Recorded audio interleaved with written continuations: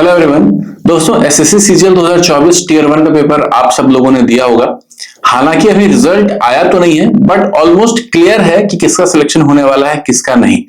तो आपको अपना रिजल्ट ऑलमोस्ट पता चल चुका है। एंड या तो आप में से बहुत सारे लोग डिप्रेस अभी फील कर रहे हैं, या तो मोटिवेटेड हैं, प्रिपरेशन शुरू कर दी उन्होंने सीजीएल 2025 के लिए। तो जिन लोगों ने तैयारी अभी नहीं शुरू की है, ये वीडियो स्पेसिफिकली उनके लिए है।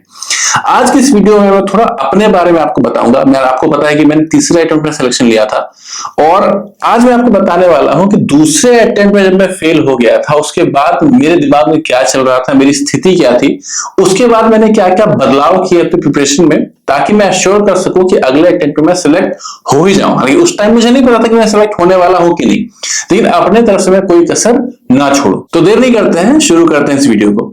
तो सीजीएल 2017 और सीजीएल 2018 दोनों में फेल होने के बाद सीजीएल 2019 में जाके मैं सिलेक्ट हुआ।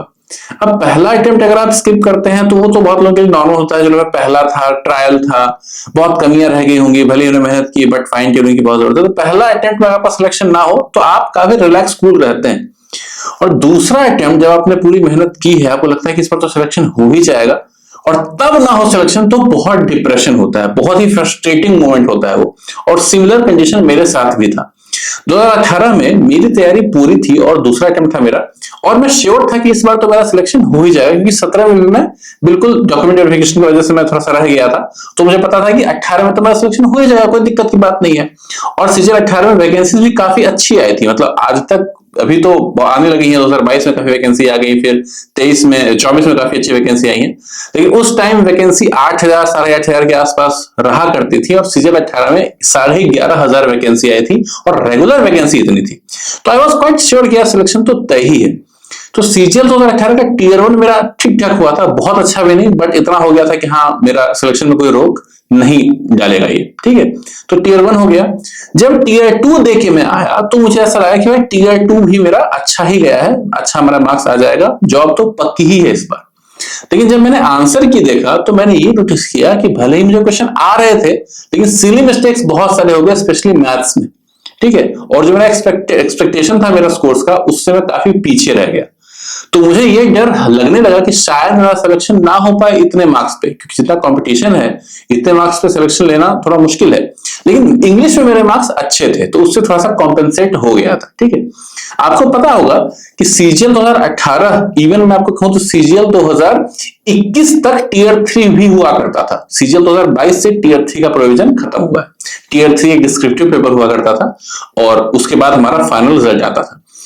तो टीयर 2 के बाद टीयर 3 होने में वक्त था, तो मैंने सोचा कि चलो भाई, टीयर 3 में आप काफी अच्छे से मेहनत करेंगे और अच्छा मार्क्स लेके आएंगे। सीजीएल 2017 में टीयर 3 में मेरे 69 मार्क्स थे, 69, और मैंने बहुत बेकार लिखा था, इतना मुझे भी रियलाइज है, ठीक है। तो मैंने सोचा कि अगर 18 के लिए, टीयर 3 के लिए थोड़ा सा पढ़ूं तो 69 से थोड़ा ज्यादा ले ही आऊंगा। 70+ अगर मेरा आ जाता है तो शायद मेरी मेरिट लिस्ट में नाम शामिल हो जाएगी, तो मुझे एक जॉब तो कम से कम मिल जाएगी, कोई दिक्कत की बात नहीं। जिस दिन सीजीएल 2018 फिर टीयर 3 मैंने दिया, फिर जिस दिन टीयर 3 का रिजल्ट आया, मुझे याद है वो 30 अक्टूबर था, 30 अक्टूबर, और 16 नवंबर को मेरा सीजीएल 19 का टीयर 2 का पेपर होने वाला था।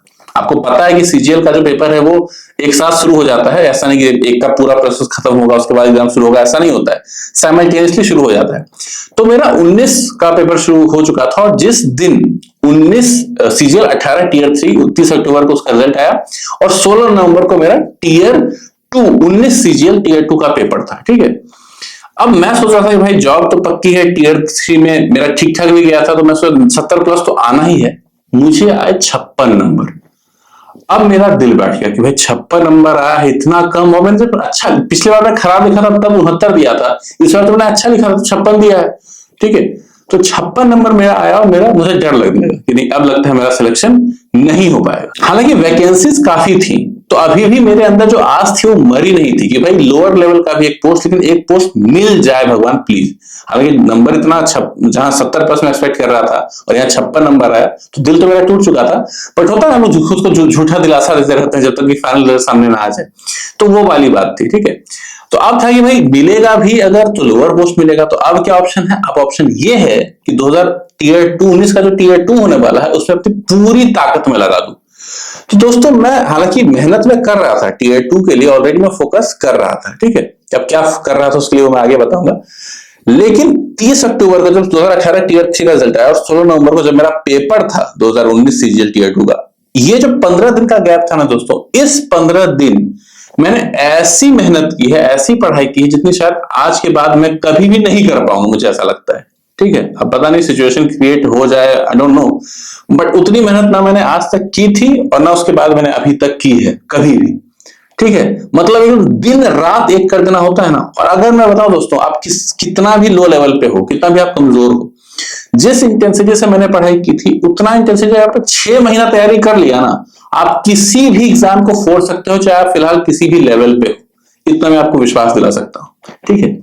तो ये तो ही मेरे अंदर की फीलिंग की बात कि मैं कैसा फील कर रहा था 2018 में, थोड़ा सा फेल होने के बाद, नंबर कम आने के बाद टेंशन होता था, ये डर लगा था कि भाई घर जाऊंगा तो लोग क्या बोलेंगे कि भाई दूसरा अटेम्प्ट हो गया, ऐसे भी नहीं हो पाया, इस बार क्या दिक्कत, पिछले बार डीवी के चलते रह गया था, इस बार इधर पक्का फांकी मारा है। आपको पता है कि मैंने यूट्यूब भी साथ साथ में कर रहा था, लोग इसका भी ताना देते थे कि यूट्यूबर बनना है कि तुमको ऑफिसर बनना है, ठीक है। तो बोलते थे यूट्यूब छोड़ने के लिए, बट मैं यूट्यूब छोड़ने वाला था नहीं, मुझे बहुत अच्छा लगता था लोगों की वीडियोस बनाना, तो मैं करता ही था, वो मैं छोड़ नहीं रहा था, चाहे भले ही फेल में हो रहा था, नंबर कम आ रहे थे, तभी मैंने यूट्यूब छोड़ा था। शायद ये मेरी गलती थी, अगर मैं छोड़ता तो शायद सेकंड अटेम्प्ट में ही मेरा सिलेक्शन हो जाता। अच्छा, एक चीज और बताना रह गया, ये तो टीयर 3 के मार्क्स मैंने बताया, जिस दिन फाइनल रिजल्ट आया उसके ऑलमोस्ट 4-5 महीने बाद, 5-6 महीने बाद, ठीक है, आई थिंक अप्रैल में आया था, जिस दिन रिजल्ट आया मेरे जो मार्क्स बन रहे थे टीयर 1, टीयर 2, टीयर 3 में, वो 541 बन रहे थे, 541, ठीक है। और जब रिजल्ट डिक्लेयर हुआ तो जो फाइनल कट ऑफ थी, सबसे लोअर लेवल पोस्ट की, वो थी 546, 5 नंबर के लिए मेरा सिलेक्शन नहीं हो पाया था। उस दिन दोस्तों इतना बुरा लगा था ना, मतलब कि वो जो टीयर 3 में कम नंबर मिले, वो दिन 30 अक्टूबर को उतना तकलीफ नहीं हुआ था जितना कि फाइनल रिजल्ट वाले दिन हुआ, कि भाई काश 5 नंबर और दे देता तो एक जॉब मुझे मिल जाती, टेंशन फ्री में हो जाता, लेकिन नहीं होना लिखा था। अब ऐसा खुद भगवान को कोसने लगा कि भाई भगवान पता नहीं क्या चाहता है, एक छोटी सी नौकरी दे देता क्या दिक्कत हो जाता भाई। मतलब ऐसा लग रहा था ना, मैं खुद को इतना ज्यादा विक्टिमाइज कर रहा था कि मेरा तो कुछ होने वाला ही नहीं है, भगवान ही शायद मुझसे रूठ के बैठे हुए हैं, एक बार डिग्री में छंटवा दिए, यहाँ टीयर 3 की वजह से छंटवा दिए, लेकिन भगवान ने कुछ और ही प्लान करके रखा था मेरे लिए 2019 सीजीएल के थ्रू, जो कि एक्सपेक्टेशन के भी बियॉन्ड था, ठीक है, जो कि आपको पता है। शायद आगे बढ़ने से पहले एक बुक मैं आपको दिखाना चाहता हूं दोस्तों। ये जो बुक है, ये मैथ्स की बुक है, पिनाकल पब्लिकेशन की, ठीक है। ये जो बुक है प्रीवियस ईयर क्वेश्चन की बुक है, और ये जो बुक है फॉर्मूले की बुक है एसएससी एग्जाम्स के लिए, ठीक है। इसमें क्वेश्चंस कंपाइल्ड है प्रीवियस ईयर क्वेश्चंस के, सारे टीसीएस के सारे questions with detailed and short tricks solutions, ठीक है। प्लस हर चैप्टर के सामने लिस्ट ऑफ एग्जाम दिया हुआ है इंडेक्स में, कि उस एग्जाम में कितने क्वेश्चन आए हैं उस पर्टिकुलर चैप्टर से, पूरा लिस्ट आपको मिलता है, ठीक है। बहुत सारे क्वेश्चन है प्रैक्टिस करने के लिए, और बहुत अच्छी बुक्स है। और ये बुक है फॉर्मूला बुक, जितना भी लो लेवल से लेके टॉप लेवल तक का, कॉम्प्लेक्स लेवल तक का फॉर्मूला हो सकता है, सब इस बुक में कंपाइल्ड है। और बड़े बड़े क्वेश्चन को सेकंड्स में आप लगा सकते हैं इन फॉर्मूले का यूज करके, स्पेशली एडवांस मैथ्स में। तो पिनाकल की बुक्स को बहुत ज्यादा लोग पसंद कर रहे हैं, टॉपर्स ने भी बहुत सारे रिकमेंड किए इन बुक्स को। तो इन दोनों बुक्स का लिंक मैं डाल दूंगा आपको नीचे डिस्क्रिप्शन बॉक्स में, वहां जाके आप ले सकते हैं। अगर आपके पास कोई प्रीवियस क्वेश्चन की बुक नहीं है या फॉर्मूले की बुक नहीं है तो ठीक है, अगर नहीं है तो इन बुक्स को आप ट्राई कर सकते हैं। These books are really really good. अब बात करते हैं कि तैयारी में मैंने क्या क्या बदलाव किए थे। तो सीजीएल 2018 टीयर 2 देके मैं जब मैं आया था और जब मैंने आंसर की अपनी देखी थी, तब मैंने एक चीज रियलाइज किया कि मेरे सिली मिस्टेक्स बहुत हुए, ठीक है। नॉलेज में मेरी कमी नहीं है, कोई भी ऐसा टॉपिक नहीं था, जो ऐसा क्वेश्चन नहीं आया था जो मुझे नहीं आता है बिल्कुल, या कोई आइडिया नहीं है उसका। सिली मिस्टेक्स मेरे बहुत हुए थे, और उसको कम करने का मैंने सिर्फ एक ही तरीका मैं निकाल पाया, वो था मॉक टेस्ट।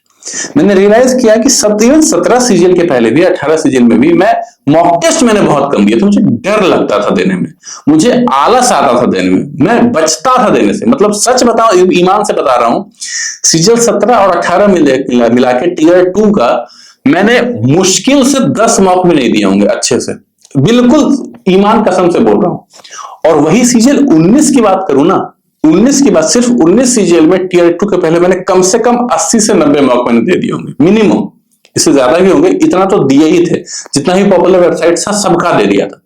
क्योंकि मुझे फील हो गया था कि जो कमी मेरे अंदर है वो मॉक टेस्ट से ही ठीक होगी, वो बहुत ज्यादा प्रैक्टिस से ठीक नहीं होने वाली है, कोर्स पढ़ने से ठीक नहीं होने वाली है, नई बुक लेने से ठीक नहीं होने वाली है।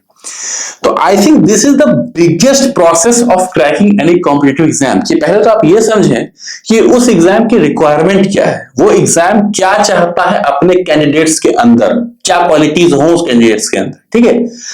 तो पहले तो इस चीज को समझिए। दूसरा कि उन चीजों में, दूसरा स्टेप है कि उन चीजों में से कौन सी चीजें आप में हैं और कौन सी चीजें नहीं हैं, ये एनालाइज करना।